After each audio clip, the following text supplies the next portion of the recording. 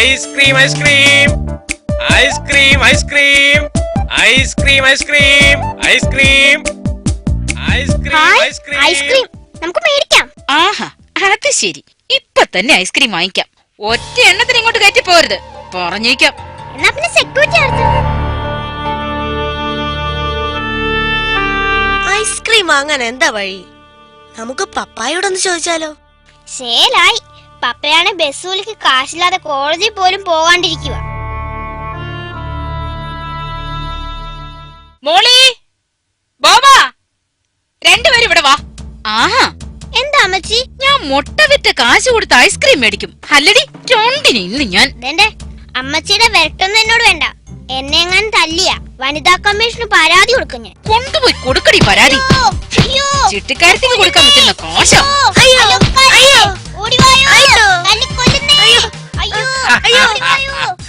അതേതായാലും നന്നായി.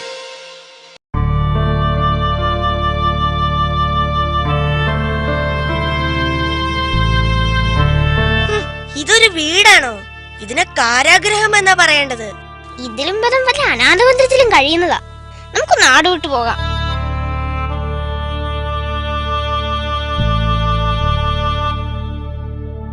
എങ്ങോട്ടാടി?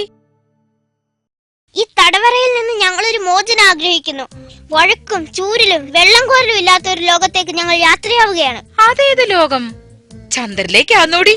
ഞങ്ങൾ ആന്റിയുടെ വീട്ടിലേക്ക് പോകുന്നു. ഇനി 1 വർഷം കഴിഞ്ഞേ വരൂ. വിട തരൂ അമ്മച്ചി.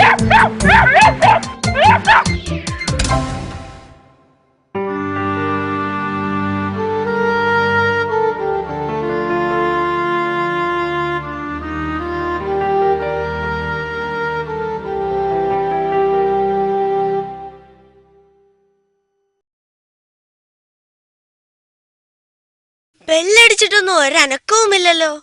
വിശന്നിട്ട് കണ്ണു കാണാൻ വയ്യ. അയൽവക്കത്ത് ചോദിക്കാം. അവരെല്ലാം ക്രിസ്മസ് അവധിക്ക് നാട്ടിൽ പോയല്ലോ. നിങ്ങൾ മേരിക്കുട്ടിയുടെ മക്കളല്ലേ? നേരം വൈകിയല്ലോ. ഇനി ഇവിടെ കിടന്നേച്ച് നാളെ രാവിലെ പോകാം. വാ.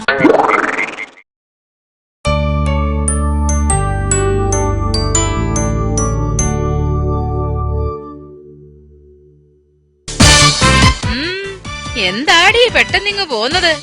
1 വർഷം കഴിഞ്ഞിട്ടേ ഉള്ളൂ എന്നല്ലേ പറഞ്ഞത്? അതിനെന്താ, 1 വർഷം കഴിഞ്ഞല്ലോ. ഇന്ന് ജനുവരി 1. അമ്മച്ചി, ഇന്ന് പുതുവർഷമാ.